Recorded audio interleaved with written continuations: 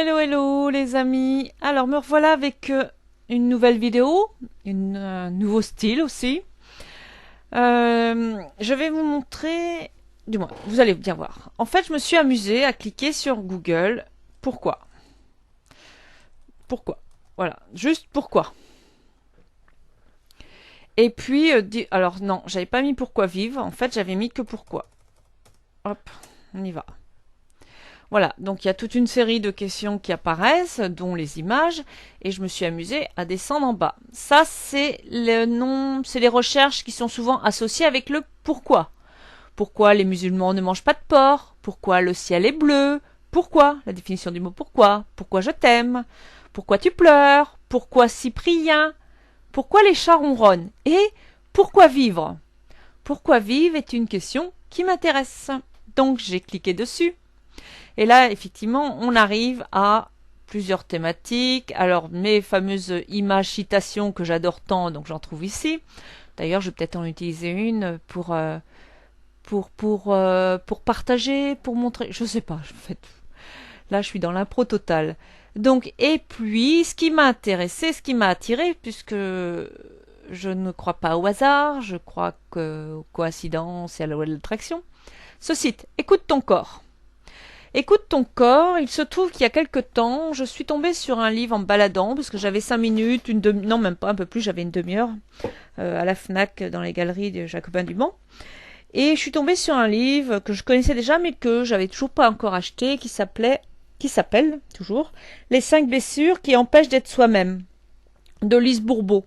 C'est pas un livre que j'aurais forcément acheté de moi-même ou des choses comme ça, mais je suis tombée sur ce petit livre m'a interpellée et donc j'ai acheté ce petit livre qui m'a beaucoup plu, qui j'ai beaucoup appris sur moi-même. Je trouve que je suis victime, c'est un grand mot, mais il y a 5 blessures fondamentales et l'une de mes blessures que je n'avais pas du tout pris conscience, c'est la blessure de l'abandon. Alors, c'est un grand mot, ça veut pas dire que j'ai été abandonnée, c'est pas ça du tout. Il faudra le lire, le livre, si vous voulez comprendre ce que c'est que la blessure de l'abandon, mais c'est pas, j'ai pas été abandonnée dans mon enfance, ça je vous le dis. Et il se trouve que ce livre est la suite c'est pas une série, mais le complément d'un autre livre qui s'appelle Écoute ton corps. D'où pourquoi j'ai cliqué sur ce site qui s'appelle Écoute ton corps. Il se trouve que j'ai commandé le livre Écoute ton corps de Lise Bourbeau, mais je ne l'ai toujours pas lu. Ça m'arrive, mes livres traînent.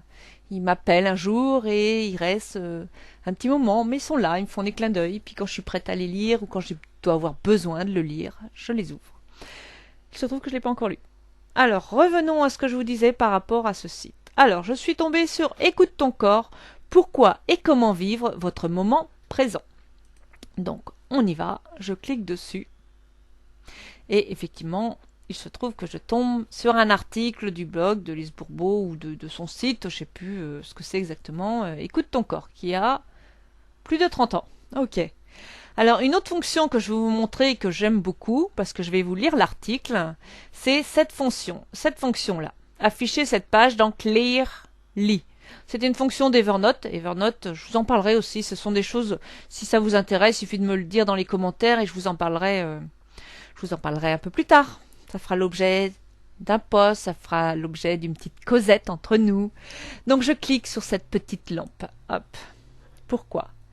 Parce que l'article en fait se met sans ce qu'il y a tout autour, à droite, à gauche. Je n'ai que l'article. Et dans ce cas-là, dans ce moment présent, puisque ça tombe bien, on est dans le moment présent, ce qui m'intéresse, c'est cet article. Pourquoi et comment vivre votre moment présent? Voici quelques questions auxquelles je vous suggère de répondre avant de continuer à lire cet article. Pourquoi la plupart d'entre nous trouvent leur motivation seulement dans la peur ou la perte? Pourquoi attendons-nous d'être malades avant d'apprécier le miracle de la vie? Pourquoi avons-nous peur de perdre quelque chose avant même d'en jouir? Pourquoi attendons-nous que notre partenaire nous quitte pour réaliser à quel point nous l'aimions? Pourquoi remettons-nous nos désirs à plus tard comme si nous avions tout le temps du monde? Est-ce que ces questions vous interpellent? Et quelles sont vos réponses? Les deux raisons principales de l'incapacité de jouir et de profiter de chaque instant de notre vie sont la peur et la culpabilité, qui sont sans cesse alimentées par nos croyances, par l'ego. Vivre dans le moment présent signifie être en contact avec ce qui se passe en ce moment précis, sans s'inquiéter pour le futur, ni penser au passé. Mais il faut bien s'occuper du futur, direz-vous. Vous avez raison. On peut planifier son avenir et avoir des projets. Toutefois, il y a une différence entre planifier et s'inquiéter. Si vos pensées sont empreintes de peur ou de culpabilité, lorsque vous planifiez quelque chose, il est certain que vous ne pouvez être en contact avec ce qui vous habite, profondément. Ainsi, vous n'agirez pas selon vos vrais besoins. Ce sera la peur qui décidera pour vous. Par contre, si l'idée d'un projet futur vous enthousiasme beaucoup, vous prendrez les bonnes décisions durant la planification, car vous serez dans le moment présent. Vous ne ressentirez ni peur ni culpabilité par rapport à vos désirs, même s'ils peuvent vous paraître injustes envers les autres, par exemple. On dit bien, pourquoi s'en faire pour le futur alors que personne au monde ne le connaît? Surtout depuis que nous sommes dans l'ère du Verseau. Tout change très rapidement et nous devons toujours être prêts à nous adapter. Rien ne vous empêche de planifier, mais faites-le en fonction de qui vous êtes à ce moment. Vous devez vous permettre de changer d'idée et de vouloir autre chose plus tard. Pourvu qu'une idée vous enthousiasme beaucoup, vous savez que vous écoutez un besoin de votre être. Il est donc inutile de vous sentir coupable quand vous changez d'idée. Je connais plusieurs personnes qui n'osent pas aller de l'avant car elles pensent devoir admettre qu'elles se sont trompées. En réalité, elles ne se sont pas trompées, leur décision était juste au moment où elles l'ont prise. C'est comme si vous achetiez un vêtement parce que vous l'aimez et que 2 ans plus tard vous vous en voulez de l'avoir acheté parce qu'il ne vous plaît plus et que vous croyez avoir commis une erreur. Quand vous vivez dans le moment présent, il n'y a pas d'erreur dans votre vie, il n'y a que des expériences. Il est certain que ce n'est pas facile de toujours être en contact avec le moment présent. Il y a beaucoup d'interférences, le plus important étant notre ego, qui entretient des pensées d'inquiétude, de peur, de culpabilité. Nous vivons dans un monde de stress, d'anxiété, de tension, de maladie. De plus, quand nous pensons au passé, nous vivons des regrets, des rancunes, de l'amertume et de la tristesse. Voilà pourquoi il est important d'être alerte à ce que vous vivez. Aussitôt que vous vous rendez compte que vous pensez au passé ou appréhendez le futur, je vous invite à prendre 3 grandes respirations et à reporter votre attention sur ce qui se passe à cet instant même.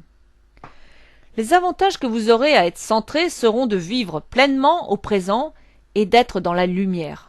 C'est dans ces moments que surviendront les bonnes idées et les conseils pour vous diriger vers vos besoins. Mais que fait-on quand on n'aime pas ce qui se passe en ce moment? Je sais que notre vie ne reflète pas toujours nos préférences. Le seul moyen que je connaisse pour demeurer dans le présent durant les situations moins agréables est de demeurer observateur. Être observateur signifie de vous regarder, ainsi que la situation ou les personnes, comme si vous regardiez un film. Vous observez ce qui se passe au plan physique, émotionnel et mental. Physiquement, que ressentez-vous dans votre corps? Émotionnellement, prenez contact avec les sentiments qui surgissent en vous ou que vous pouvez détecter chez les autres. Mentalement, quelles sont vos pensées, vos peurs, vos inquiétudes? Être observateur signifie ne porter aucun jugement sur ce que vous observez. Vous mettez ainsi toutes les chances de votre côté pour découvrir ce que vous avez à apprendre de cette situation désagréable. Et rappelez-vous que tout est temporaire.